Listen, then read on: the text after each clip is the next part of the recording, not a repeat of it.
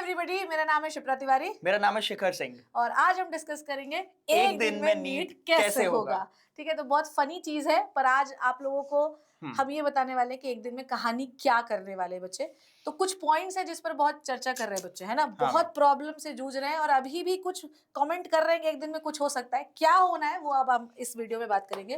सबसे पहली चीज सर, ऑफ कोर्स देखो, अगर तुमने पूरी साल पढ़ाई नहीं करी है, पूरी साल मजे मारे और लास्ट 7 डेज या लास्ट 24 घंटे में तुम सोच रहे हो कुछ हो जाएगा, तो दोस्त ये रॉकेट साइंस कुछ नहीं है। कुछ नहीं होने वाला। तो एक दिन भी आप रिलैक्स करो आराम से, है ना मैम। तो पूरी साल अगर कुछ करा नहीं है, अब इनको चाहिए कुछ ऐसा दे दें, कुछ ऐसा मिल जाए, कोई जड़ी बूटी मिल जाए। कुछ नहीं है, छोड़ो 2027 के सर यही वही बच्चे देख रहे हैं जो ये वाले कुछ नहीं पढ़ा और एक दिन में कुछ नहीं हो सकता, 24 घंटे वाले हैं। यस, तो बेटा जी अब कुछ नहीं हो सकता, आप रिलैक्स करिए, बस मैं ये कहूंगी। रूमर्स सर, दूसरा जो पॉइंट है वो है रूमर, है ना। बहुत सारे लोग रूमर्स बोल रहे हैं कि भाई टेलीग्राम में फिर से पेपर लीक हो गया। पेपर लीक हुआ है या पेपर लीक नहीं हुआ है, ठीक है। तो हम लोग जो है कॉमन लोग हैं, हम नॉर्मल आम आदमी हैं और हमारा पेपर तो होगा, है ना। अब लीक हुआ है नहीं हुआ, बड़े लोग हैं जिनके पास बहुत पैसा है, पेपर तो हमें देने जाना ही है बेटा। अब लीक हो गया तो भी नहीं हुआ तो भी, तो रूमर्स पे फिलहाल बिलीव नहीं करना है। सर, थर्ड जो चीज है लास्ट मिनट, ऑफ कोर्स जो लोग बहुत अच्छे से पढ़ाई करिए, शिद्दत से पढ़ाई करिए, जिन्होंने पूरी साल, उसको ओवरऑल बढ़िया तरीके से एंड करना, फिनिश करना बहुत जरूरी होता है। ठीक है, तो ऑफ कोर्स अगर आपने माइंड मैप बना रखे हैं, माइंड मैप से पढ़ाई करिए।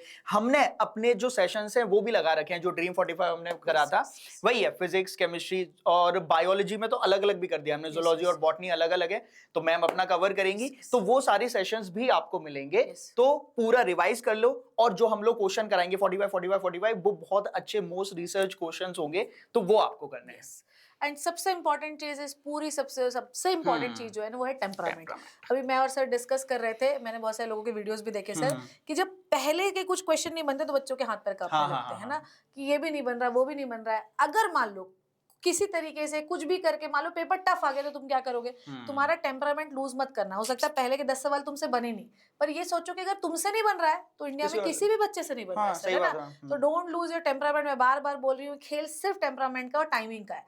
आप टेम्परामेंट लूज मत करो और दिल पे मत लेना कोई क्वेश्चन, है ना, कि ये तो मैं पढ़ के आए थे, बन कैसे नहीं रहा। नहीं बन सकता है भाई, दिमाग ही तो है, मेमोरी है, आगे बढ़ो। एंड लास्ट इंपॉर्टेंट चीज जो है जिस पर हम लोग डिस्कस करना चाहेंगे वो है सर रूल्स। Of course. तो सबसे पहला रूल क्या है सर, आप क्या बताओगे, क्या है? देखो, रूल तो वही है जैसे जो अभी मैम ने टेम्परामेंट की बात करी ना, उसमें एक चीज आपको ये भी ध्यान रखनी है कि ब्लैकआउट नहीं हो जाना है एकदम से, कि तुमने शुरू के 2 पन्ने खोले और उसमें कुछ क्वेश्चन समझ नहीं आया तो तुम्हारा पूरा कि अब कैसे होगा, तुम्हारे हाथ कब-कपाने लग जाएंगे। बहुत नॉर्मल है, मेरे साथ भी हुआ है, हम लोगों ने जितने भी कॉम्पिटिटिव लेवल एग्जाम दिए सबके साथ होता है।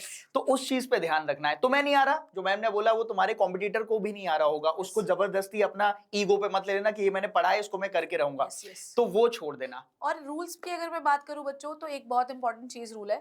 देखो, बायोमेट्रिक होने वाला है सेंटर में घुसने से पहले।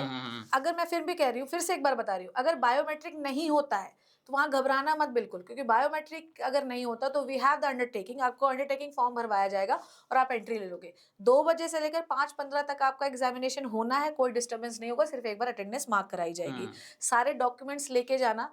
और सर आधार कार्ड, हाँ, आधार कार्ड हो गया, ठीक है। और उसके बाद जो ड्रेस कोड है वो बहुत इंपॉर्टेंट है। सब कुछ प्लेन, कुछ भी एक्स्ट्रा नहीं, घड़ी, ये लॉकेट वॉकेट सब निकाल के चले जाना, चप्पलों में चले जाना, नॉर्मल सी प्लेन टी शर्ट, नॉर्मल सा एक पजामा डाल के पहुंच जाना है बस। इस बार एनटीए ने थोड़े से रूल्स चेंज भी किए हैं कि आप सर अगर कोई ठंडी है तो आप फुल स्लीव्स भी पहन सकते हैं, वुलन भी पहन सकते हैं, कोई दिक्कत नहीं है।